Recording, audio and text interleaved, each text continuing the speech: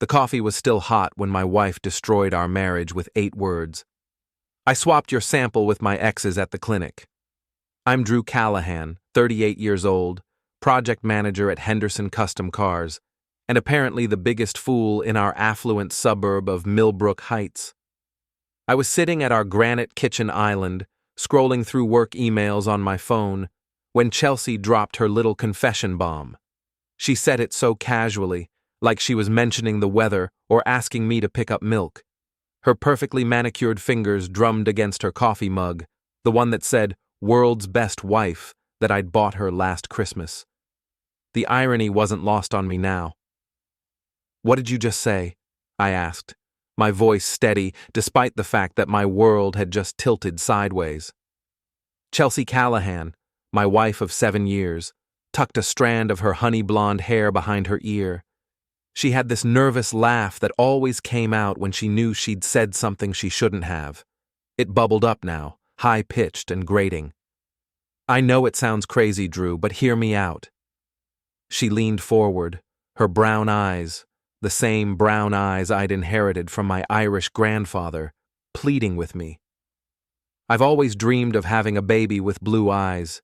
You know how beautiful blue eyes are, and Ryan has the most gorgeous blue eyes." Ryan Morrison, her ex-boyfriend from college, the gym owner with the chiseled jaw and the ego to match. I knew exactly who she was talking about. "You're telling me," I said slowly, setting down my phone with deliberate care, "that you coordinated with your ex-boyfriend to have his sperm used instead of mine for our IVF treatment?" "It's not like that," Chelsea protested, but her voice cracked. "It's still our baby. It's just genetically enhanced. Think about it, Drew. Blue eyes are so striking, so beautiful. Our child would be gorgeous." I stared at her, really stared. This woman I'd married, this woman I'd saved for 3 years to afford IVF treatments with, this woman who'd cried in my arms every month when the pregnancy tests came back negative, she'd been planning to betray me all along. "How?" The word came out rougher than I intended. She shifted in her chair, suddenly fascinated by her coffee mug. "I reached out to Ryan a few months ago, just to catch up, you know? And when I mentioned we were doing IVF, he was so supportive. He even offered to help if we needed anything." "Help," I repeated flatly. "He's married to Julia now, and they already have 1 child together. He was happy to contribute, and I found someone at the clinic who could help us make the switch." My blood ran cold. "You bribed a medical technician?" "It wasn't a bribe." Chelsea's voice rose defensively. "It was just a small payment for a small favor. Rachel, that's the tech. She understood that sometimes people need a little help achieving their dreams." I felt like I was watching this conversation happen to someone else. This couldn't be my life. This couldn't be my wife sitting across from me, explaining how she'd committed medical fraud, so our future child could have her ex-boyfriend's eyes. "When?" I asked. 2 weeks ago, during your sample collection." She reached across the table, trying to take my hand. I pulled away. "The implantation is scheduled for Thursday, 3 days from now." Thursday. In 3 days, if I hadn't found out about this insane scheme, Chelsea would have been implanted with her ex-boyfriend's genetic material while I sat in the waiting room like an idiot, probably reading parenting magazines and dreaming about teaching my son to throw a football. "Drew, please say something," Chelsea whispered. "I know it's a lot to process, but—" "Interesting choice," I said. The words came out calm, measured, almost conversational. It was the kind of tone I used at work when a client told me they wanted to put racing stripes on a Prius, politely acknowledging their statement while my brain worked through the logistics of what came next. Chelsea's face brightened with relief. "So, you understand? I knew you would. You're so logical about everything. And really, when you think about it, what's the difference? The baby will still be ours. It will still be loved and wanted. It'll just have beautiful blue eyes instead of brown." I nodded slowly. "Right. Blue eyes." "Exactly." She was practically glowing now, probably thinking this conversation had gone better than she'd hoped. I'm going to take a shower and get ready for work. We can talk more about this tonight if you want, but I'm so glad I finally told you. It's been eating at me, keeping this secret. She stood up, leaned over to kiss my forehead, and headed toward the stairs. I heard her footsteps on the hardwood, heard the bathroom door close, heard the shower turn on. Then I picked up my phone and called the clinic. Millbrook Fertility Center, this is Amanda speaking. I need to speak with Dr. Patel immediately. This is Drew Callahan, and I need to report medical fraud. There was a pause. Sir, I'm not sure I understand. My wife, Chelsea Callahan, has admitted to paying your staff to swap my genetic material with another man's. She's scheduled for implantation this Thursday. I'm reporting this as medical fraud, and I want it stopped immediately. Another pause. Longer this time. Please hold while I get Dr. Patel on the line. While I waited, I pulled up the voice recorder app on my phone. Thank God I'd had the presence of mind to start recording when Chelsea began her confession. Every word was there, crystal clear, from her admission about swapping the samples to her casual mention of bribing the technician.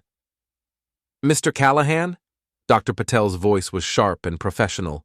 Amanda tells me you're reporting some kind of fraud? That's correct. My wife has admitted to coordinating with her ex-boyfriend, Ryan Morrison, to have his genetic material used instead of mine. She also admitted to paying one of your technicians, someone named Rachel, to facilitate this swap. I could hear Dr. Patel's sharp intake of breath. Mr. Callahan, these are very serious allegations. If what you're saying is true, I have a recording of her confession. I can email it to you right now. Please do. And Mr. Callahan, we'll be launching an immediate investigation. If there has been any tampering with genetic material at our facility, I assure you there will be consequences. I hung up and immediately sent the audio file to Dr. Patel's email address. Then I opened a new email and typed in another address, juliamorrison2024@gmail.com. Julia Morrison, Ryan's wife, the woman who was currently pregnant with what she believed was her husband's second child. The woman who had no idea that her husband had been coordinating with his ex-girlfriend to create a designer baby. I attached the same audio file and typed a brief message. Julia, you don't know me, but I'm Drew Callahan. I'm married to your husband's ex-girlfriend, Chelsea. I think you need to hear this recording. I'm sorry to be the one to tell you, but your husband has been involved in something that affects both our families. Please call me when you've listened to this. I included my phone number and hit send. The shower was still running upstairs. Chelsea was probably standing under the hot water, feeling relieved that her big secret was finally out in the open. She probably thought the hard part was over. She had no idea the hard part was just beginning. My phone rang almost immediately. The caller ID showed the clinic's number. Mr. Callahan, this is Dr. Patel again. I've listened to your recording, and I want you to know that we're treating this with the utmost seriousness. Mrs. Callahan's implantation has been canceled, and we're launching a full investigation into our protocols and staff. What about Rachel, the technician? If we find evidence that any of our staff participated in this alleged fraud, they will be terminated immediately and will be pressing criminal charges. Mr. Callahan, I want to assure you that this kind of violation has never happened at our facility before. What about my wife's access to treatment? There was a long pause. Given the nature of these allegations, Mrs. Callahan will be permanently banned from our facility. We'll also be reporting this incident to the state medical board and sharing her information with other fertility clinics in our network. The shower turned off upstairs. I could hear Chelsea actually humming, as she got ready for her day. Dr. Patel, one more thing. Will this be reported to law enforcement? Medical fraud is a serious crime, Mr. Callahan. We're required to report any suspected criminal activity to the appropriate authorities. I hung up just as my phone buzzed with a text from an unknown number. Is this Drew? This is Julia Morrison. I just listened to your recording. I'm calling my husband right now. Thank you for telling me. 3 minutes later, my phone rang again. Drew Callahan? Speaking. This is Julia Morrison. Her voice was tight with controlled fury. I just confronted my husband about your recording. He admitted everything. He's packing a bag right now because I told him to get out of my house. Julia, I'm sorry you had to find out this way. Don't apologize. You did the right thing. That bastard was planning to father a child with his ex-girlfriend while I'm 7 months pregnant with his baby, or what I thought was his baby. Now I'm wondering if I should get a paternity test. I heard shouting in the background, a man's voice arguing with Julia. I have to go, she said. But Drew, thank you for telling me the truth. Your wife and my soon-to-be ex-husband deserve each other. The line went dead. I heard footsteps on the stairs. Chelsea appeared in the kitchen, dressed for work in her crisp white blouse and navy blazer. She looked radiant, like a weight had been lifted off her shoulders. I feel so much better having told you, she said, grabbing her purse from the counter. I was worried you'd be upset, but you took it so well. I knew you'd understand once you thought about it logically. I was standing by the kitchen island, my phone still in my hand, watching my wife of 7 years smile at me like she hadn't just confessed to medical fraud and adultery. Chelsea, I said quietly. Yes? You should probably call the clinic. Her smile faltered. Why? Because they're going to be calling you very soon. The color drained from her face. Drew, what did you do? I reported medical fraud. I sent your confession to Ryan's wife, and I called a lawyer. For a moment, she just stared at me. Then her phone started ringing. She looked at the caller ID, and her face went white. It's Dr. Patel. You should answer that, I said. With trembling fingers, she swiped to accept the call. Hello? Even from across the kitchen, I could hear Dr. Patel's voice, sharp and professional. Mrs. Callahan, this is Dr. Patel from Millbrook Fertility Center. I'm calling to inform you that your treatment cycle has been canceled and your access to our facility has been permanently revoked due to allegations of medical fraud. Chelsea's legs seemed to give out. She sank onto the bar stool, her face ashen. Dr. Patel, I can explain. Mrs. Callahan, we've launched a full investigation into your allegations of staff bribery and genetic material tampering. The authorities have been notified, and you should expect contact from law enforcement regarding potential criminal charges. The phone slipped from Chelsea's hand and clattered onto the granite countertop. She looked at me with wide, terrified eyes. Drew, you can't do this to me. I picked up the suitcase I'd packed while she was in the shower. Actually, Chelsea, I can. And I did. Where are you going? Anywhere but here.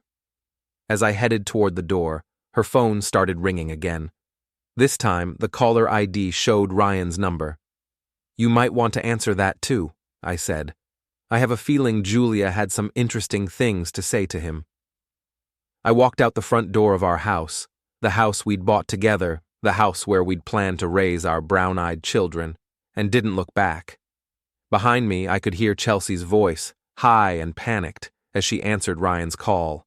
But I was already in my truck, already driving away from the wreckage of my marriage.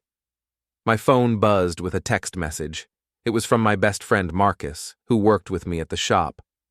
Hey man, you coming in today? Got a sweet '67 Mustang that needs your magic touch. I texted back, on my way. And Marcus, I'm going to need a place to stay for a while.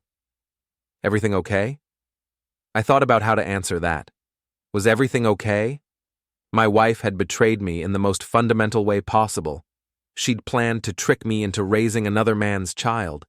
She'd committed crimes to achieve her twisted dream of a blue-eyed baby. But I'd stopped her. I'd protected myself. And I'd made sure she'd face consequences for her actions. Everything's about to be, I typed back. Before we dive deeper into this story, I have one small request. Please subscribe, drop a like, comment, and hit that hype button to boost this channel so more people can discover these incredible Reddit stories. Marcus Rivera was under the hood of a cherry red Camaro when I walked into Henderson Custom Cars that morning. He took one look at my face, and knew something was seriously wrong. Jesus, Drew, you look like someone ran over your dog. Worse, I said, dropping my overnight bag in the corner of our shared workspace. Someone ran over my marriage. Marcus straightened up, wiping his hands on a shop rag. He was built like a linebacker, which he had been back in high school, and had the kind of straightforward personality that made him easy to talk to. We'd been friends since I started working at Henderson's 5 years ago, and he'd never been one to sugarcoat things. What happened? I told him everything. The confession, the phone calls, the recording, the suitcase. Marcus listened without interrupting, his expression growing darker with each detail. So let me get this straight, he said when I finished. Chelsea wanted to have a baby with her ex-boyfriend's sperm. She bribed a clinic worker to make it happen, and she thought you'd be cool with it? That's the short version, yeah. And now she's facing criminal charges? Looks like it. Medical fraud is apparently a felony. Marcus shook his head. Man, I never liked Chelsea much, but I thought she was just stuck up and shallow. I didn't think she was actually crazy. My phone had been buzzing all morning with calls and texts. Most were from Chelsea, ranging from apologetic to angry to desperate. A few were from numbers I didn't recognize, probably reporters who'd somehow gotten wind of the story. I'd ignored them all. But around noon, I got a call from Julia Morrison. Drew, it's Julia. Are you free to talk? Yeah. What's up? I wanted to update you on what's happening on my end. Ryan's moved out, and I've filed for divorce, but there's something else. The story's getting out. My stomach dropped. What do you mean? Someone at the clinic leaked it to the local news. There's a reporter who called me this morning asking about the IVF fraud scandal. I didn't say anything, but I think it's going to be a big story. I closed my eyes. Of course it was going to be a big story. Fertility fraud, adultery, medical corruption. It had all the elements that local news loved to sink their teeth into. Julia, I'm sorry this is affecting you. Don't apologize. I want Ryan's reputation destroyed, and honestly, your wife deserves whatever's coming to her. After I hung up, I called my lawyer, David Kim, who I'd contacted that morning. Drew, I was just about to call you, David said. The district attorney's office reached out. They're moving forward with charges against your wife and the clinic technician. Medical fraud, conspiracy, possibly bribery. This is serious stuff. What does that mean for me? You're the victim here, so you're in the clear legally. But Drew, this is going to be a media circus. You need to be prepared for that. He was right. By 3 o'clock that afternoon, there were 2 news vans parked outside Henderson Custom Cars. I had to sneak out the back door just to avoid the reporters. Marcus offered to let me crash at his place, which was a small apartment above his uncle's pizza shop in downtown Millbrook. It wasn't much, but it was away from the cameras and the chaos. That evening, I watched the local news from Marcus's couch, a beer in my hand and a sick feeling in my stomach. Good evening. I'm Jennifer Walsh with Channel 7 News. Tonight, we're following a developing story about alleged fraud at a local fertility clinic. A Millbrook Heights woman is accused of bribing clinic staff to swap her husband's genetic material with that of her ex-boyfriend. The screen showed a picture of Millbrook Fertility Center, then cut to footage of Chelsea hurrying into a lawyer's office, her face hidden behind oversized sunglasses. Chelsea Callahan, 35, allegedly paid clinic technician Rachel Hoffman to make the switch because she wanted her future child to have blue eyes like her former boyfriend rather than brown eyes like her husband. They showed a picture of Ryan Morrison, probably pulled from his gym's website, and then, to my horror, a picture of me from the Henderson Custom Cars employee page. The alleged scheme was discovered when Mrs. Callahan confessed to her husband, Drew Callahan, who immediately reported the fraud to clinic officials and law enforcement. The reporter's voice continued over footage of the clinic and shots of our neighborhood. Both Mrs. Callahan and Ms. Hoffman have been charged with medical fraud and conspiracy. If convicted, they could face up to 5 years in prison. My phone started ringing immediately. I recognized some of the numbers, neighbors, acquaintances, even my own mother calling from Florida. "Drew, honey, I just saw the news," my mom said when I finally answered. "Are you okay? Is this really what happened?" "Yeah, Mom. It's really what happened." "Oh, sweetheart. I never trusted that girl. Too concerned with appearances, not enough substance, but I never imagined she'd do something like this."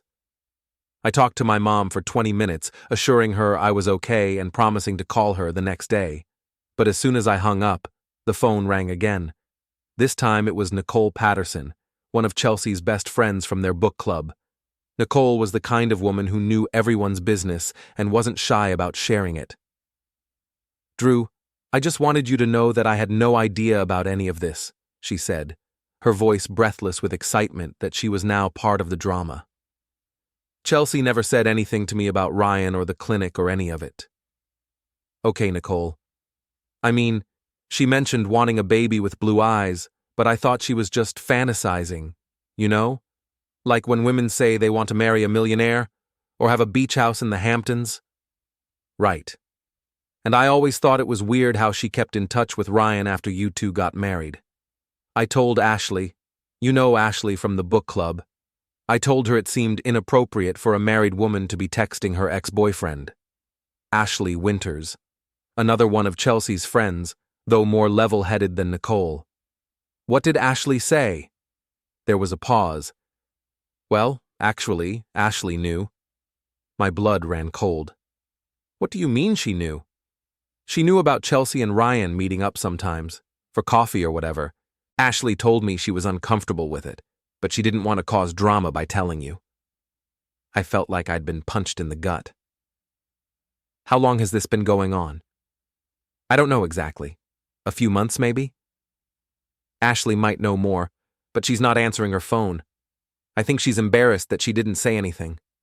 After I hung up with Nicole, I sat on Marcus's couch, staring at the wall. How many people had known my wife was having an affair? How many of our friends had watched me play the fool while Chelsea carried on with her ex-boyfriend? Marcus came home around 9 with pizza and more beer. "Rough day?" he asked, though it was obvious from my expression. "Getting worse by the hour. Apparently half of Chelsea's friend group knew she was cheating on me." "People are cowards," Marcus said bluntly. "They'd rather mind their own business than do the right thing." My phone buzzed with a text from an unknown number. "This is Ashley Winters. Can we talk?" I showed the message to Marcus. "Should I call her?" "Might as well. Better to know what you're dealing with." Ashley answered on the first ring.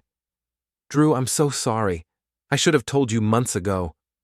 "How much did you know?" "I knew Chelsea was meeting Ryan for coffee. She said they were just catching up as friends, but it felt wrong to me, especially when she started asking me not to mention it to you." "When did this start?" "Around Christmas, maybe a little before.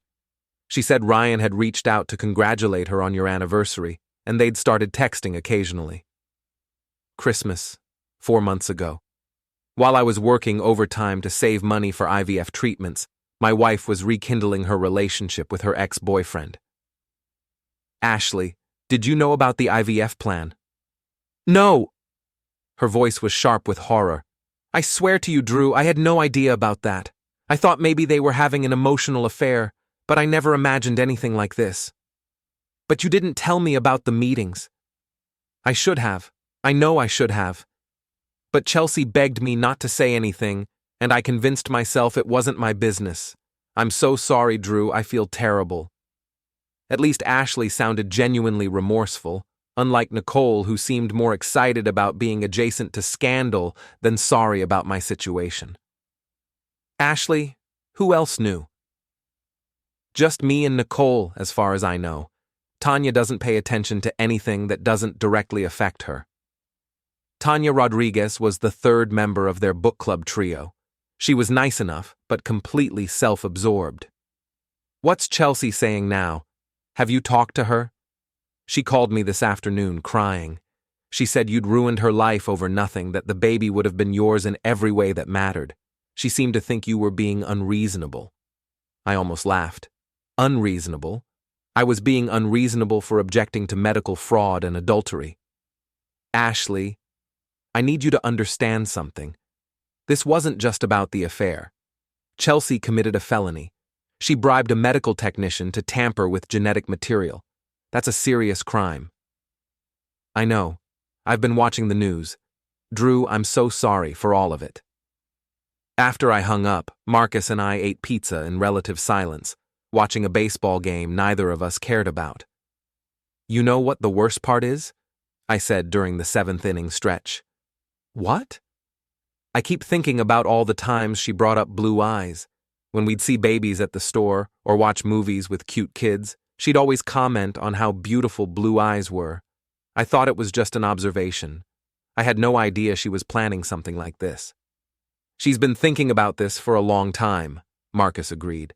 This wasn't some spur-of-the-moment decision. She planned this whole thing out. My phone rang again. This time it was a number I recognized but hadn't expected. My brother-in-law, Chelsea's older brother Michael. Drew, I just heard about what happened. My parents are freaking out. Michael was a decent guy, a high school teacher who'd always been the responsible one in Chelsea's family. Her parents, Richard and Patricia Calloway, were old money types who cared deeply about their reputation in the community. How much do they know? Everything. It's all over the news, and Mom's friends from the country club have been calling all day. Dad's talking about hiring a crisis management firm. Of course he was. Richard Calloway was a retired investment banker who believed every problem could be solved with the right amount of money and influence. Michael, I want you to know that I didn't want this to become public. I just reported the crime. I know, Drew, and honestly, I think you did the right thing. What Chelsea did was insane. But my parents are talking about cutting her off financially if she doesn't get this mess cleaned up somehow. What does that mean? I don't know. But they're embarrassed, and when my parents are embarrassed, they tend to make dramatic decisions. After Michael hung up, I realized that Chelsea's world was imploding faster than I'd anticipated. Her marriage was over, she was facing criminal charges, her friends were distancing themselves, and now her family was threatening to disown her. Part of me felt sorry for her. But then I remembered sitting in that kitchen, listening to her explain how she'd planned to trick me into raising another man's child, and the sympathy disappeared. Marcus was channel surfing when the late news came on. The story had moved up in the broadcast. Now it was the third story, instead of buried near the end. This is a developing story we've been following about alleged fertility fraud in Millbrook Heights, the anchor said. Tonight, we're learning more details about the scheme that has rocked the local community. They showed more footage of Chelsea, this time walking into her lawyer's office with her parents. Richard Calloway looked like he'd aged 10 years in one day. Sources close to the investigation tell Channel 7 that Mrs. Callahan's alleged conspiracy with her ex-boyfriend may have been planned for months. The couple allegedly coordinated their scheme through text messages and secret meetings. The reporter appeared on screen outside the fertility clinic. Clinic officials say they're reviewing all of their security protocols and have terminated the employee allegedly involved in the fraud. They're also cooperating fully with law enforcement. Then came the part that made my stomach drop. We reached out to Mrs. Callahan's husband, Drew, but he declined to comment. However, sources say he became suspicious when his wife made comments about wanting a child with blue eyes, despite both parents having brown eyes. Great. Now I was part of the story whether I wanted to be or not. My phone immediately started ringing again. More reporters, more neighbors, more people who wanted to insert themselves into the drama. I turned off the phone and looked at Marcus. I think I need to disappear for a while. You can stay here as long as you need, he said. But Drew, you might want to think about fighting back. What do you mean? I mean, Chelsea's probably going to try to spin this somehow, make herself look like the victim, make you look like the bad guy for reporting her. You might need to protect your own reputation. I hadn't thought about that, but Marcus was right. Chelsea had always been good at manipulating situations to her advantage. Even facing criminal charges, she might find a way to make me look like the villain in this story. "What would you do?" I asked. Marcus grinned, and for the first time all day it wasn't a sympathetic expression. "I'd make sure everyone knew exactly what kind of person she really is." As I fell asleep on Marcus's couch that night, I thought about what he'd said. Chelsea had planned this betrayal for months. She'd involved her ex-boyfriend, bribed a medical technician, and lied to my face while I worked overtime to pay for treatments that were supposed to give us our child together. Maybe it was time she faced some real consequences. The next morning, I woke up to 17 missed calls and 43 text messages. Word was spreading fast through Millbrook Heights, and apparently everyone had an opinion about my situation. Most of the texts were supportive, neighbors and co-workers expressing shock and sympathy. But a few were more interesting. One was from Tom Bradley, who lived 3 houses down from Chelsea and me. "Drew, thought you should know Chelsea's been telling people you're being vindictive and cruel. She's saying the baby would have been yours legally and you're destroying her life over nothing." Another was from Sarah Kim, David's wife, who worked as a nurse at Millbrook General. "Drew, heard through the grapevine that Rachel Hoffman, the clinic tech, is claiming Chelsea told her you were infertile and this was the only way you could have kids. Just thought you should know what story she's telling."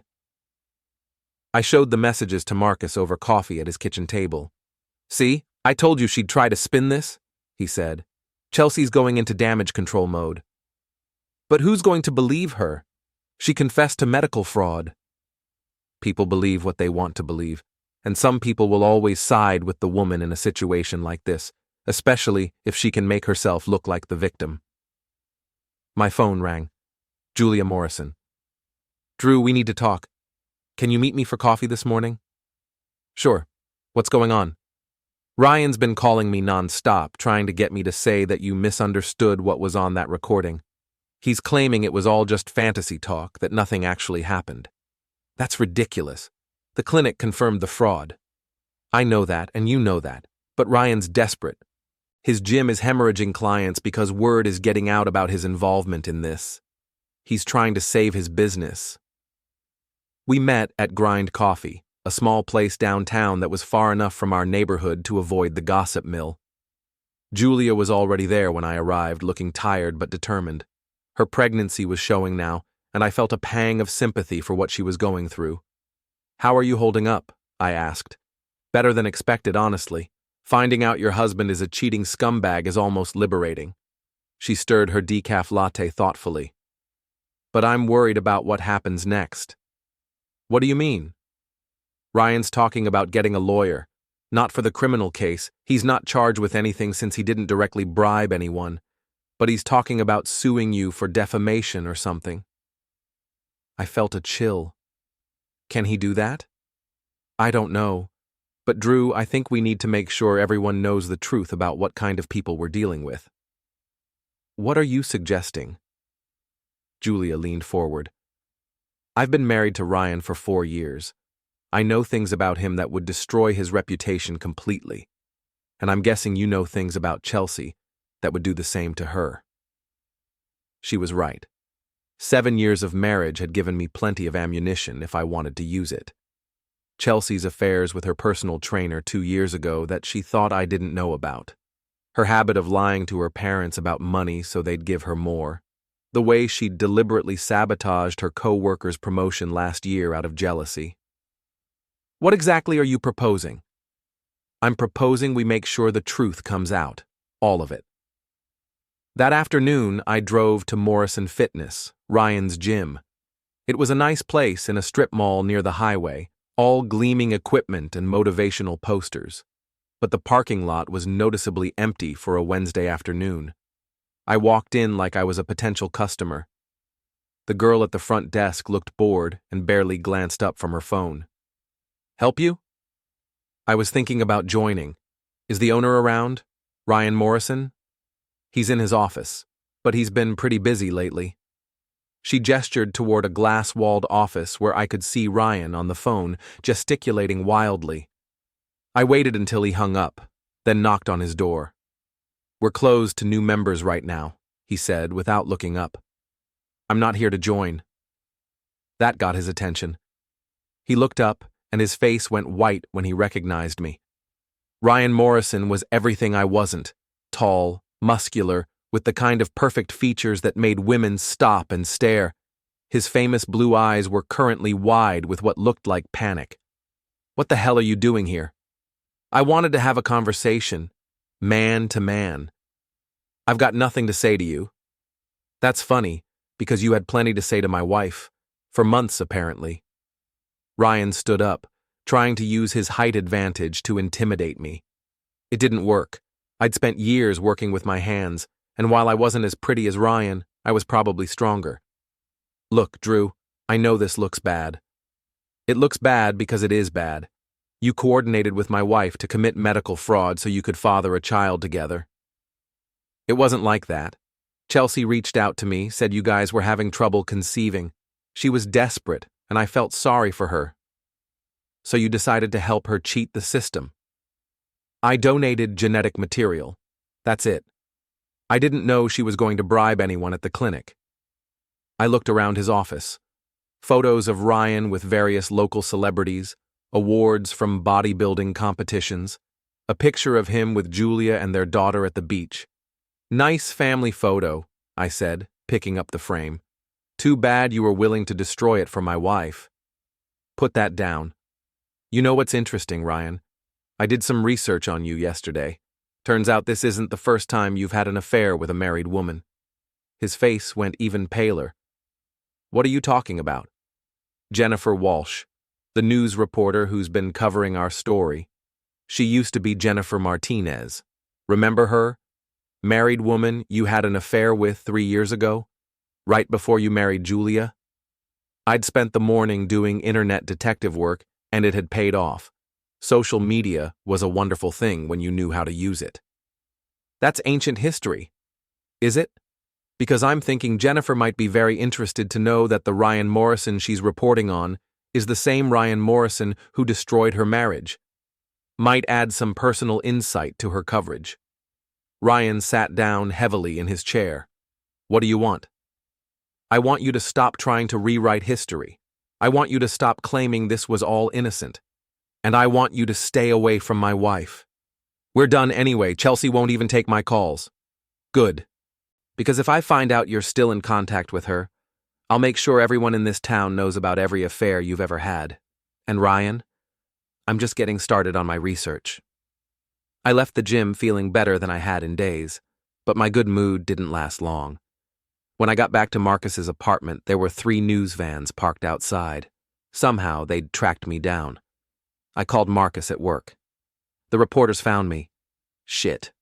Okay, go up the back stairs and stay inside. I'll be home in an hour. But before I could make it to the back of the building, a reporter spotted me. Mr. Callahan, Jennifer Walsh, Channel 7 News. Can we get a statement about your wife's alleged fraud? I stopped walking. Jennifer Walsh. The same Jennifer who used to be Jennifer Martinez. The same Jennifer whose marriage Ryan had destroyed. Actually, Miss Walsh, I think we should talk. 20 minutes later, I was sitting in Jennifer's news van, telling her everything. Not just about Chelsea and the IVF fraud, but about Ryan's pattern of affairs, his history of targeting married women, his complete lack of remorse for the families he'd destroyed. This is very helpful background, Mr. Callahan, Jennifer said, her professional demeanor not quite hiding her personal interest in the story. I think our viewers deserve to know what kind of man Ryan Morrison really is. That evening, the story that aired was very different from the previous night's coverage. Tonight, we're learning more about the man at the center of the fertility fraud scandal, Jennifer reported. Ryan Morrison, owner of Morrison Fitness, has a history of affairs with married women, including relationships that destroyed multiple families in the Millbrook Heights community. They showed footage of Ryan's gym, now with a "for lease" sign in the window. Apparently, the last of his clients had canceled their memberships that afternoon. Sources tell Channel 7 that Morrison specifically targeted married women using his position as a fitness trainer to initiate inappropriate relationships. The camera cut to an interview with a woman I didn't recognize, her face blurred for anonymity. "He told me my husband didn't appreciate me," the woman said. "He made me feel special, like I deserved better."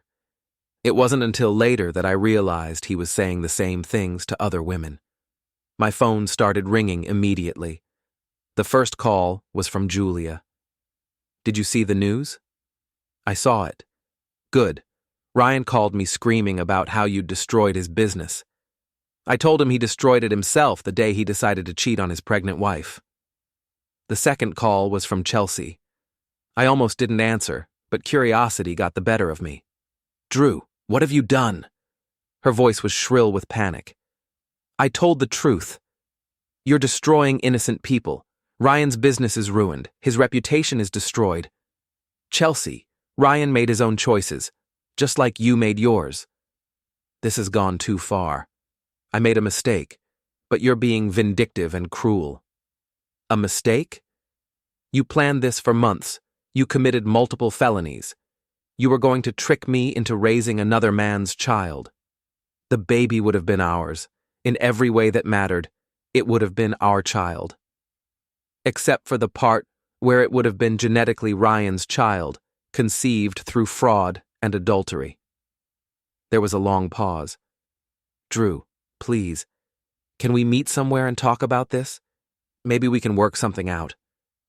"There's nothing to work out, Chelsea.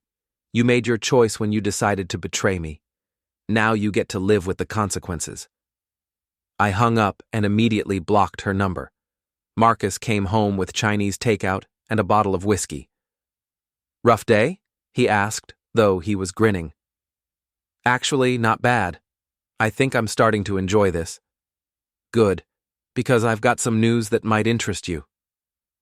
"What kind of news?" "The kind that involves Chelsea's job.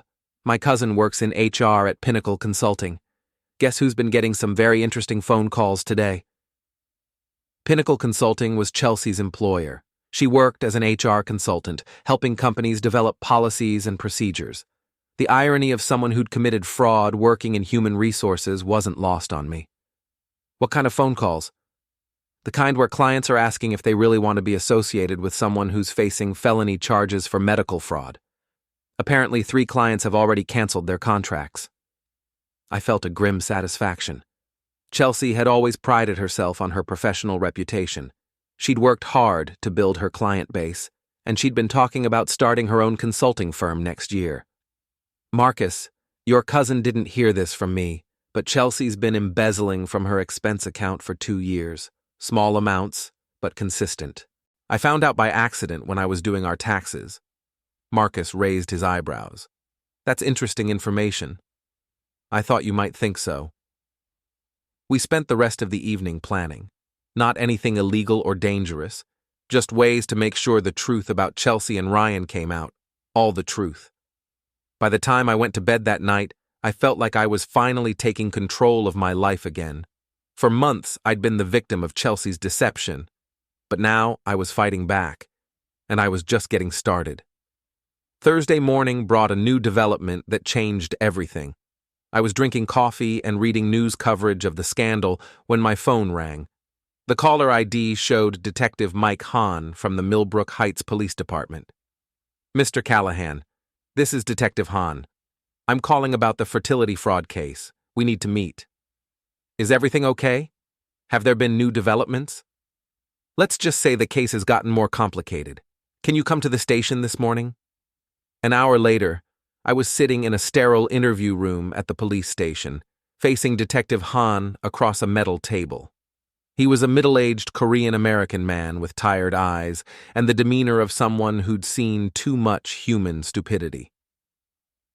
"Mr. Callahan, we've been investigating your wife's case, and some additional information has come to light." "What kind of information?" "The clinic technician, Rachel Hoffman, is claiming that your wife told her you were aware of the plan and had consented to it." I stared at him. "That's completely false." "I figured as much, given that you're the one who reported the fraud." But Ms. Hoffman is also claiming that you've been harassing her since the story broke. I haven't even spoken to her. I don't even know what she looks like. Detective Hahn opened a file folder. Someone's been calling her apartment, driving by her workplace, following her car. She filed a complaint yesterday claiming it was you. Detective, I've been staying at my friend's apartment downtown. I can prove where I've been every day since this started. I believe you. But Mr. Callahan, I need to ask, have you had any contact with Ryan Morrison since this began? I hesitated. I went to his gym yesterday to talk to him. What kind of talk? I told him to stop trying to rewrite history and to stay away from my wife. Did you threaten him? I told him I'd expose his history of affairs if he kept lying about what happened. Detective Hahn made a note. Mr. Morrison filed a complaint this morning claiming you threatened to destroy his business and his reputation. His business destroyed itself when his clients found out what kind of person he is. Mr. Callahan, I understand you're angry. What your wife did was terrible, and you have every right to be upset. But you need to be careful about how you handle this situation. What do you mean? I mean that if you keep pushing, they might push back, and they might not be as careful about staying within legal boundaries as you've been. After leaving the police station, I called David Kim, my lawyer. Drew, I was about to call you. Chelsea's attorney reached out this morning. What did they want? They're claiming you're conducting a campaign of harassment against their client and her associates. They're threatening to file for a restraining order. That's ridiculous. I haven't harassed anyone. I know that. But they're also claiming that you've been leaking private information to the media in an attempt to damage Chelsea's reputation. I thought about my conversation with Jennifer Walsh. I told a reporter the truth about Ryan Morrison's history. That's not illegal. No, it's not. But Drew, they're trying to paint you as the aggressor here. They want to make Chelsea look like the victim of your vindictive campaign. So what do? You document everything, every interaction, every phone call, every text message, and you be very careful about what you do next. But before I could decide what to do next, the situation escalated on its own. That afternoon, Marcus called me at work. Drew, you need to get down here right now. What's wrong? Chelsea's at the shop. She's causing a scene. I drove to Henderson Custom Cars as fast as I legally could. When I arrived, I found Chelsea in the parking lot, screaming at Marcus while a small crowd of customers and employees watched. Where is he? She was yelling. I know Drew's here. I need to talk to him. She looked terrible. Her usually perfect hair was disheveled, her makeup was smeared, and she was wearing the same clothes I'd seen her in on the news the night before. Chelsea, I said, walking toward her slowly. What are you doing here? She spun around, and I saw that her eyes were wild with desperation. Drew, thank God. We need to talk, privately. I don't think that's a good idea. Please, just 5 minutes. I need to explain something to you. Against my better judgment, I agreed to talk to her in the shop's office, with Marcus standing nearby in case things got out of hand. Drew, you have to help me, Chelsea said the moment the door closed. They're going to arrest me. Who's going to arrest you? The police. My lawyer says the district attorney is moving forward with felony charges. I could go to prison for 5 years. Chelsea, you committed a crime, multiple crimes. But I only did it because I love you. Her voice cracked, and tears started streaming down her face. I wanted us to have the most beautiful baby possible. I wanted our child to be perfect. By using another man's sperm? The baby would have been ours in every way that mattered. DNA doesn't make a father, Drew. You would have raised that child, loved that child, while living a lie, while believing the child was biologically mine when it wasn't. Chelsea grabbed my hands. Drew, please, if you tell the police that you knew about the plan, that you consented to it, they'll drop the charges.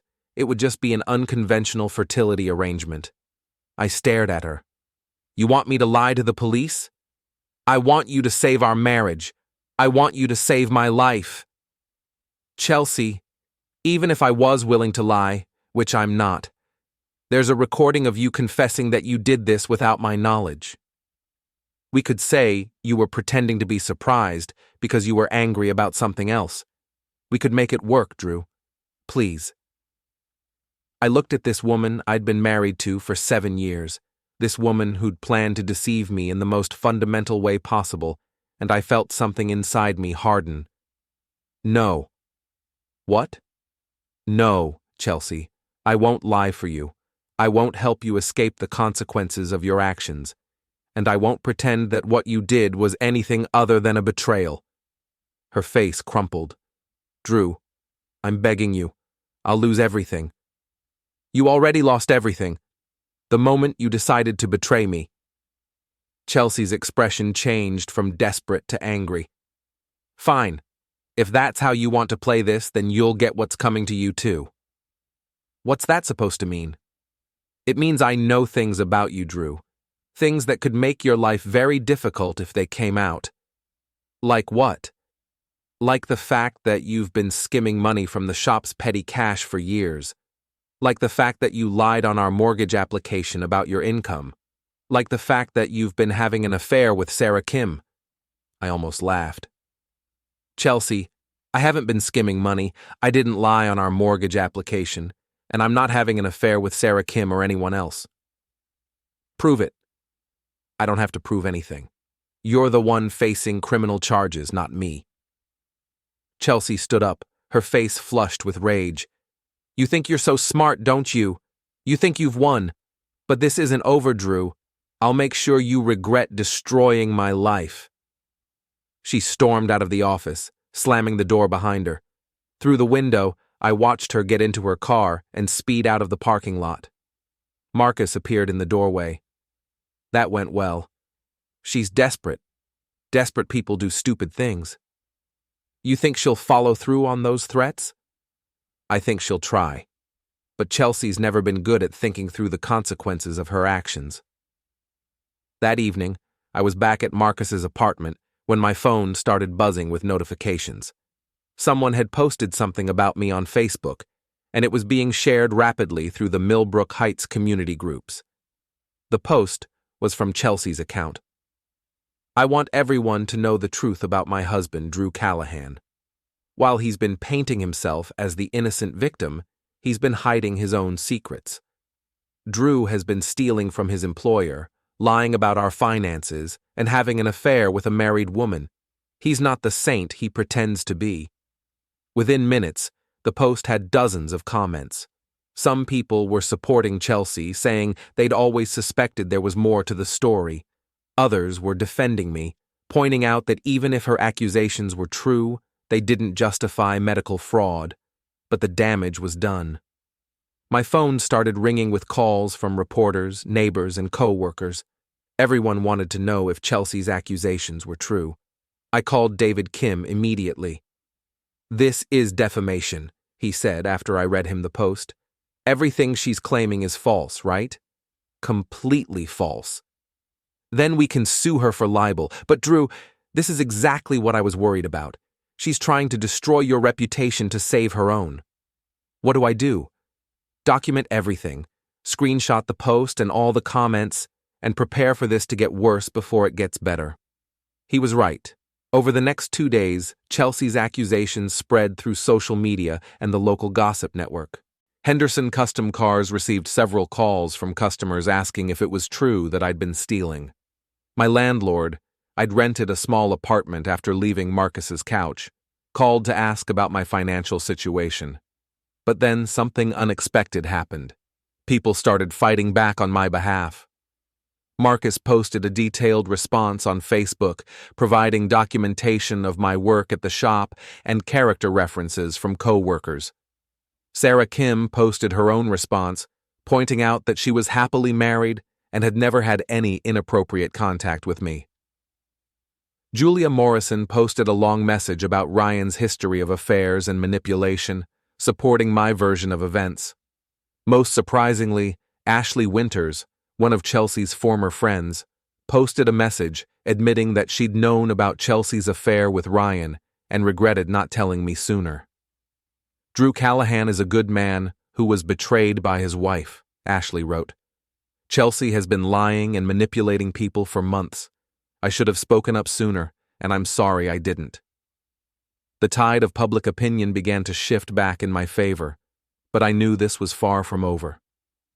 Friday afternoon, I got a call from Detective Hahn. Mr. Callahan, I need to inform you that Mrs. Callahan has filed a formal complaint against you for harassment and stalking. Detective, I haven't contacted her except for the conversation at my workplace, which she initiated. I believe you, but she's claiming you've been following her, calling her workplace, and threatening her through intermediaries. What kind of evidence does she have?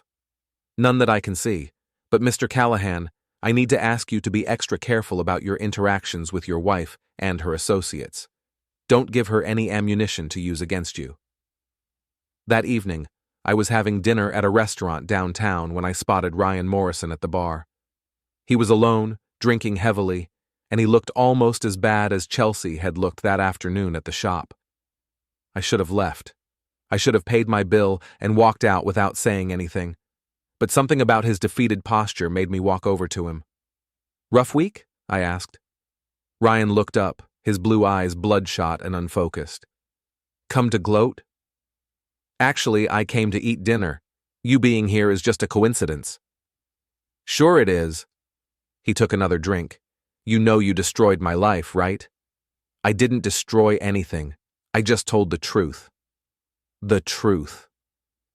Ryan laughed bitterly. You want to know the truth? The truth is that Chelsea came to me. She pursued me. She begged me to help her. And you said yes. I said yes because I felt sorry for her. She was so desperate to have a baby, and she said you weren't performing. I felt a flash of anger. She said what? She said you had performance issues, that you couldn't, She said the IVF was just for show, to make you feel like a man. And you believed her? Ryan shrugged. It made sense at the time.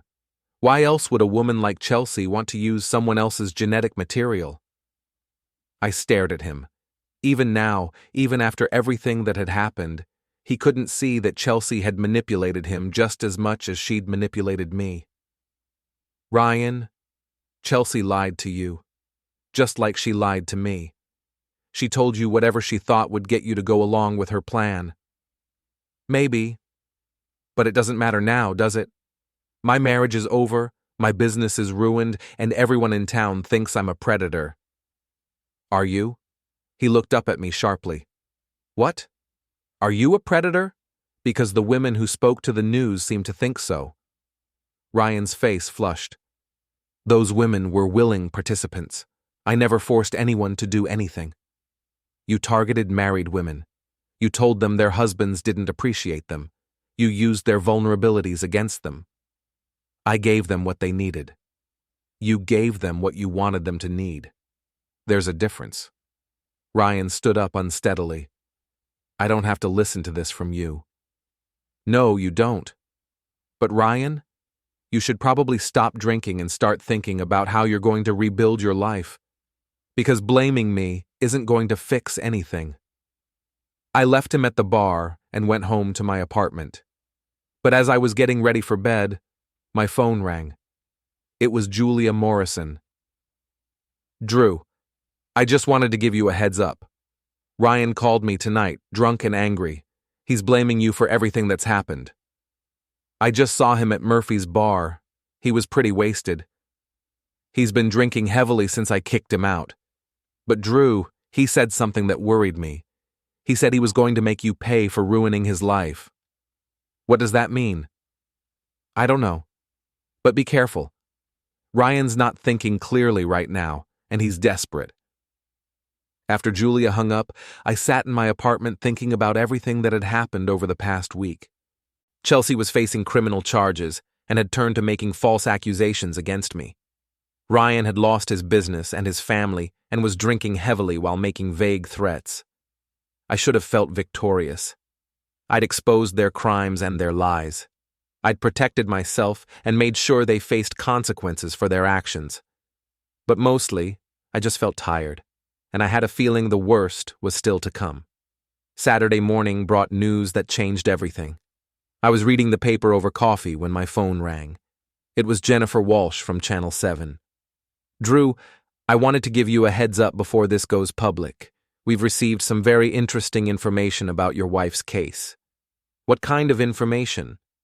"The kind that suggests this wasn't her first attempt at fertility fraud." I nearly choked on my coffee. "What do you mean?" "We've been investigating Rachel Hoffman, the clinic technician who was allegedly bribed. It turns out she's been involved in at least 3 other cases of genetic material tampering over the past 2 years. Are you saying Chelsea wasn't the only one?" "I'm saying Rachel Hoffman was running a side business. For the right price, she would swap samples, falsify records, even steal genetic material from high-profile donors. Your wife was just one of several clients." "How did you find this out?" "One of Rachel's other victims came forward after seeing the coverage of your case, a woman named Patricia Reeves. She suspected something was wrong when her baby didn't look anything like her husband, so she had a paternity test done." I felt sick. "How many other families are involved?" "We're still investigating, but it could be dozens. Drew, this story is about to explode. Rachel Hoffman is facing federal charges now, and the FBI is getting involved." After Jennifer hung up, I sat in my kitchen trying to process this information. Chelsea's betrayal had been even worse than I'd thought. She hadn't just committed fraud. She'd been part of a larger criminal enterprise. My phone rang again. This time it was Detective Hahn. "Mr. Callahan, I need you to come to the station immediately. There have been some developments in your wife's case." "I just heard about the other victims. Is that what this is about?" "That's part of it. But Mr. Callahan, your wife is claiming she has new information about your involvement in the scheme." "What kind of information?" "The kind that could complicate things for you if it's true. Just get down here as soon as possible." An hour later, I was back in the police station interview room, this time with David Kim sitting beside me. "Detective," David said, "my client has been cooperative throughout this investigation. What exactly is Mrs. Callahan claiming now?" Detective Hahn opened a thick file folder. "Mrs. Callahan is now saying that her husband was aware of the genetic material swap and that he helped her coordinate it." "That's completely false," I said. "I have a recording of her confessing that she did this without my knowledge. She's claiming that recording was staged, that you were both aware the conversation was being recorded, and that you were creating false evidence to protect yourself from prosecution." David leaned forward. "Detective, that's absurd. Why would my client report his own crime to the authorities?" "According to Mrs. Callahan, because Mr. Callahan found out that the FBI was investigating the clinic and he wanted to get ahead of the story. She claims he convinced her to take the fall for both of them." I stared at Detective Hahn. "You can't possibly believe that." "Mr. Callahan, I don't believe it, but Mrs. Callahan has provided some evidence that supports her story." "What evidence?" Detective Hahn pulled out a stack of papers. "Text messages between you and your wife from 6 months ago, discussing your fertility problems and potential solutions." I looked at the papers. They were screenshots of text conversations, but something was wrong with them. "Detective, these messages have been altered. Look at the timestamps. They're inconsistent, and this conversation about alternative options never happened." "How can you be sure?" "Because I keep all my old text messages backed up to the cloud. I can provide you with the original, unedited conversations." David took the papers and examined them carefully. "Detective, these are clearly fabricated. The formatting is inconsistent. The language doesn't match my client's usual texting style, and as he said, the timestamps are wrong. Mrs. Callahan also claims that you've been threatening her and her associates in an attempt to keep them quiet about your involvement." "I've had exactly one conversation with Ryan Morrison, and it was to tell him to stop lying about what happened. I've had one conversation with my wife since this began, and it was when she showed up at my workplace uninvited." Detective Hahn made some notes. "Mr. Callahan, I want you to know that we're not taking these allegations seriously. Mrs. Callahan's credibility is essentially zero at this point, But I needed to give you a chance to respond officially. What happens now? Now we continue building the case against Mrs. Callahan and Ms. Hoffman. The federal charges are moving forward, and it looks like this is going to be a much bigger case than we initially thought. After leaving the police station, David and I went to his office to discuss strategy. Drew, Chelsea is getting desperate. These false accusations are a last-ditch attempt to drag you down with her. Can she actually cause problems for me with these fake text messages? Not legally. They're obviously fabricated, and you have the real messages to prove it, but she might be able to cause problems for you in other ways. What do you mean? I mean, she might try to destroy your reputation even if she can't get you arrested. False accusations in the media, social media campaigns, harassment of your employer. Desperate people do desperate things. As if on cue, my phone started buzzing with notifications. Chelsea had posted another message on Facebook, this time claiming that I'd been the mastermind behind the fertility fraud and that she was just a victim of my manipulation. But this time, the response was different. Instead of people believing her accusations, most of the comments were calling her out for lying. "Chelsea, this is pathetic," wrote Nicole Patterson, her former friend. "Everyone knows Drew reported you to the police. Stop trying to rewrite history." "Girl, you need to stop," wrote someone I didn't recognize. "You got caught committing a crime, and now you're trying to blame your husband. Take some responsibility." Even some of Chelsea's family members were pushing back. Her cousin posted, "Chelsea, I love you, but this needs to stop. You made a mistake, and now you need to face the consequences like an adult." That afternoon, Marcus called me with more news. "Drew, you're not going to believe this. Chelsea showed up at Pinnacle Consulting this morning and caused a scene in the lobby." "What kind of scene?" "She was demanding to speak to the CEO, claiming that her firing was illegal because she was the victim of a conspiracy. Security had to escort her out." "They fired her?" "Yesterday. Apparently, 3 more clients canceled their contracts after the news broke about the federal charges. The company couldn't afford to keep her on."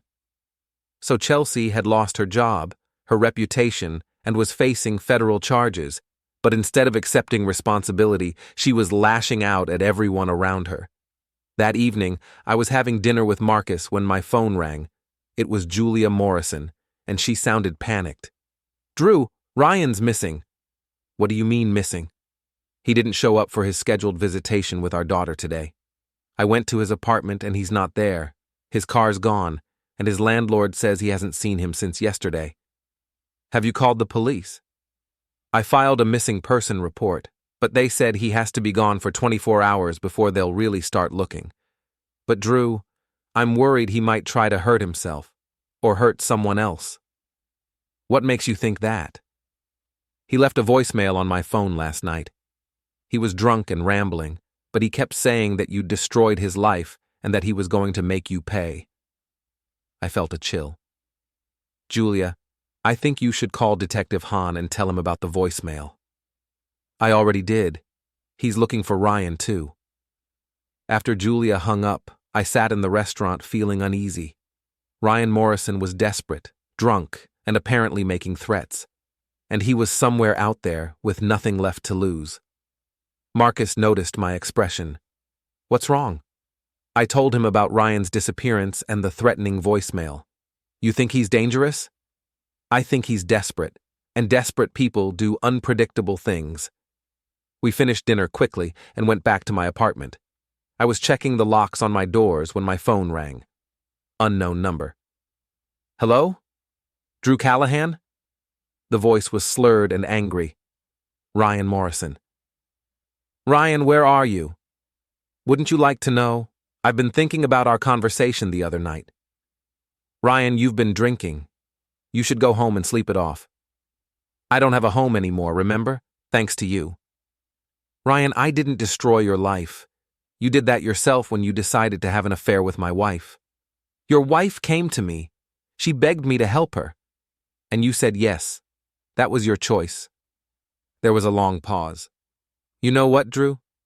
You're right. It was my choice, and now I'm going to make another choice. What are you talking about?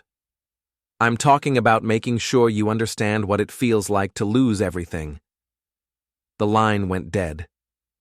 I immediately called Detective Hahn and reported the threatening phone call. He said he'd put out a bolo alert for Ryan's car and would have patrol units drive by my apartment. But I didn't sleep well that night. Every sound in the hallway made me jump. Every car engine outside made me look out the window. Sunday morning brought another development.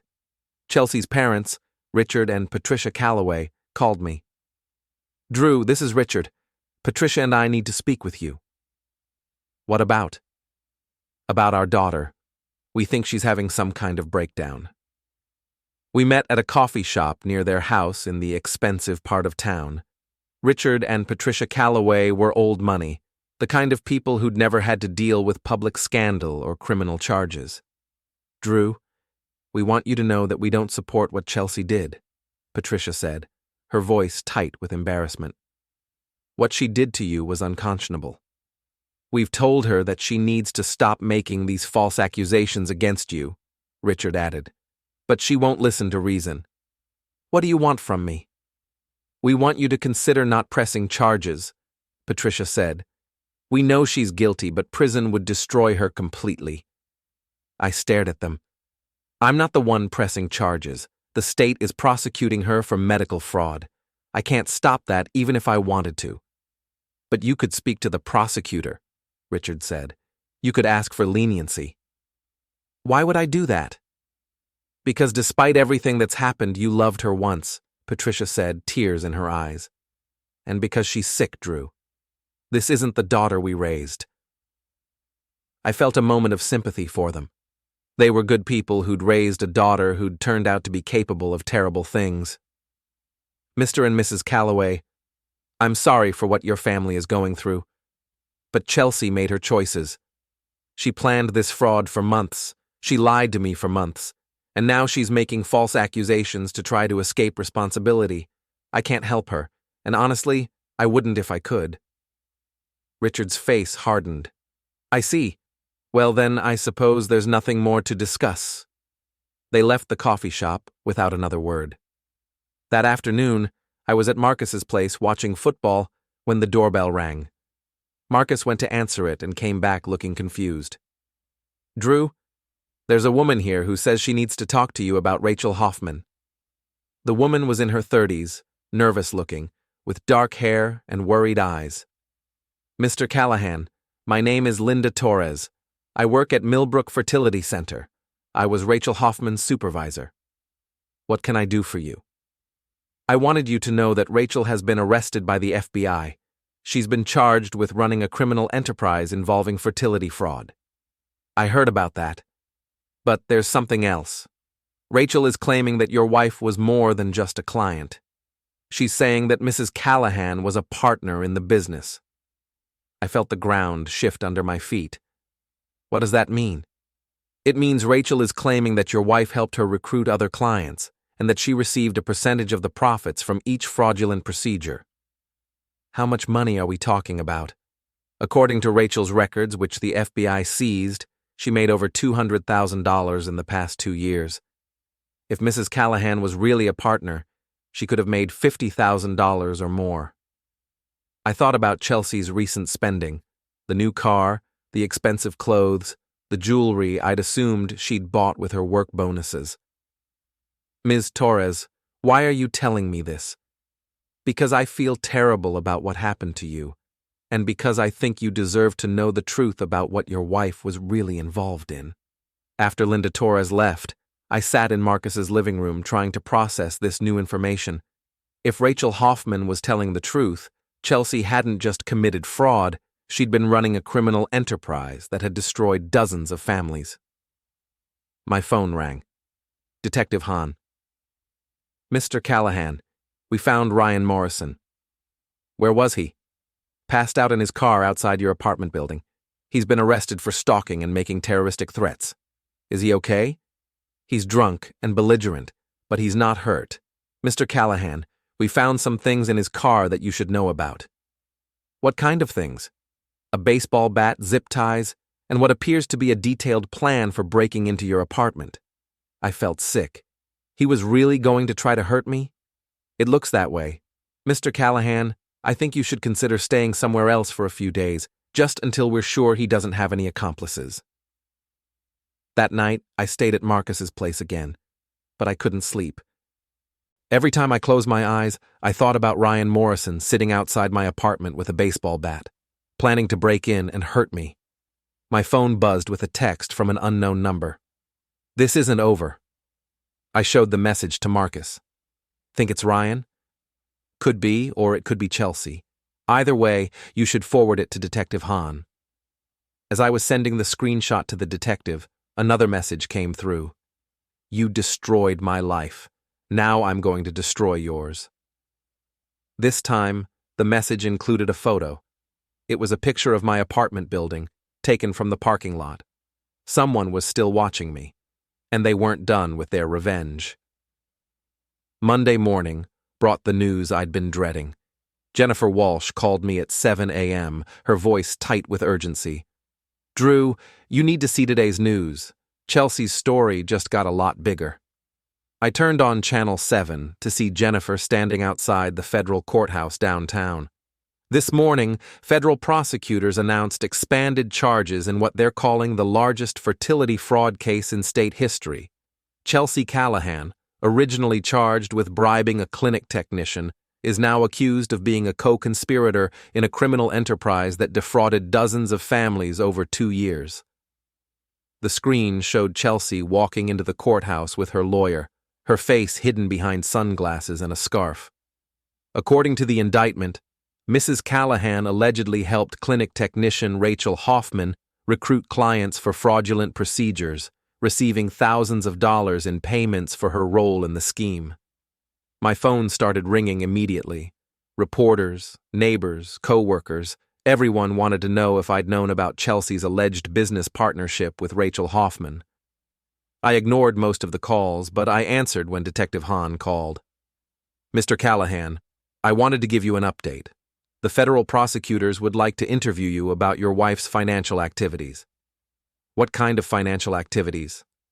Large cash deposits, expensive purchases, unexplained income. They're trying to trace the money from the fraud scheme. Detective, I had no idea Chelsea was involved in anything like this. I thought her extra income was from work bonuses. I believe you, but they'll want to interview you formally to establish that you weren't aware of her criminal activities. That afternoon, I met with federal prosecutors in a sterile conference room downtown. They were professional but thorough, asking detailed questions about Chelsea's spending habits, her work schedule, her relationships with other people. Mr. Callahan, did your wife ever mention Rachel Hoffman before the fertility fraud was discovered? Never. I'd never heard that name until I called the clinic to report the fraud. What about unexplained absences? Meetings that didn't seem work-related?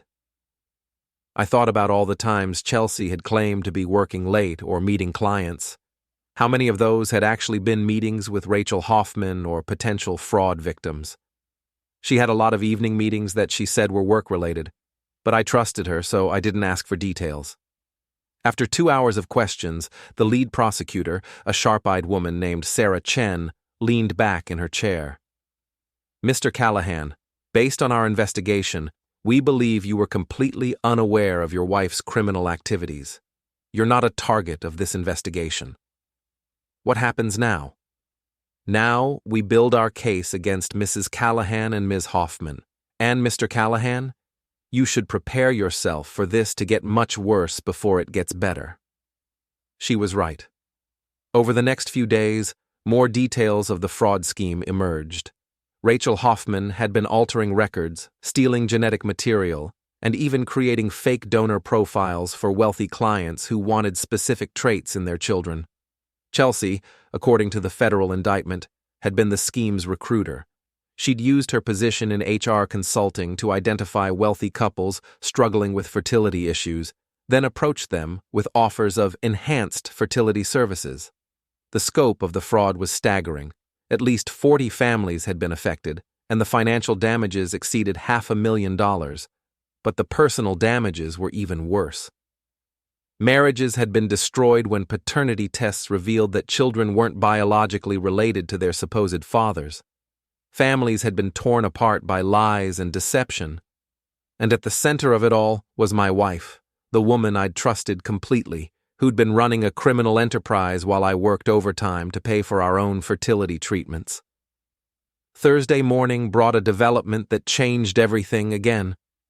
I was getting ready for work when Marcus called. "Drew, turn on the news right now." I turned on Channel 7 to see breaking news coverage from outside the county jail. "We're following breaking news this morning," Jennifer Walsh reported.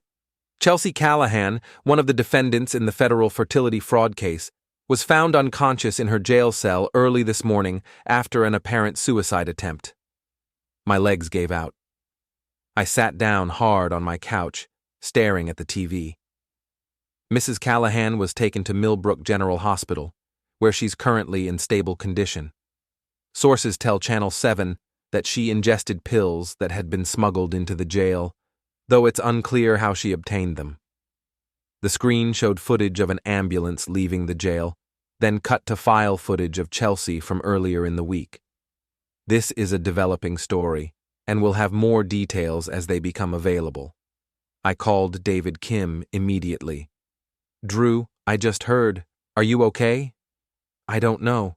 Is she going to be all right?" "I don't know. But Drew, this doesn't change anything legally. The federal case will continue regardless of Mrs. Callahan's condition." Should I go to the hospital?" "That's up to you. But Drew, remember that she's been making false accusations against you. Be very careful about any contact you have with her." I spent the morning pacing around my apartment, trying to decide what to do.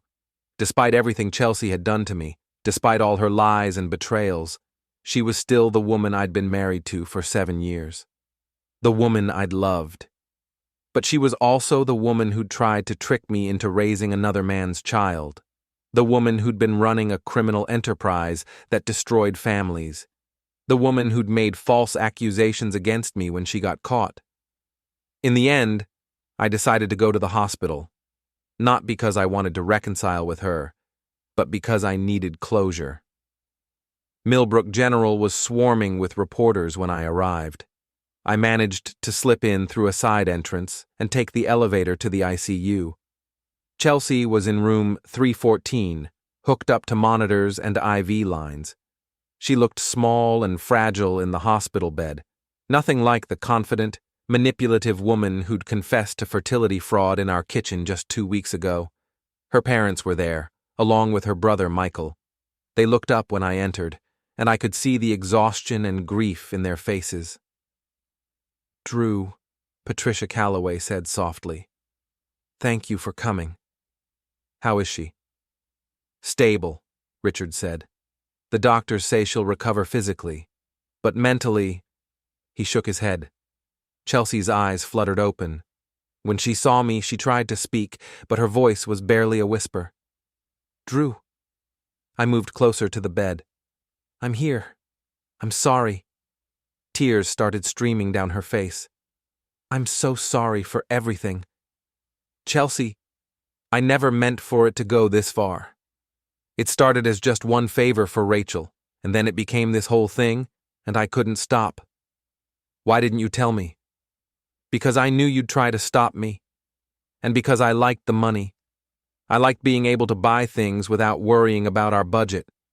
I looked at this woman who'd been the center of my life for 7 years, and I felt nothing.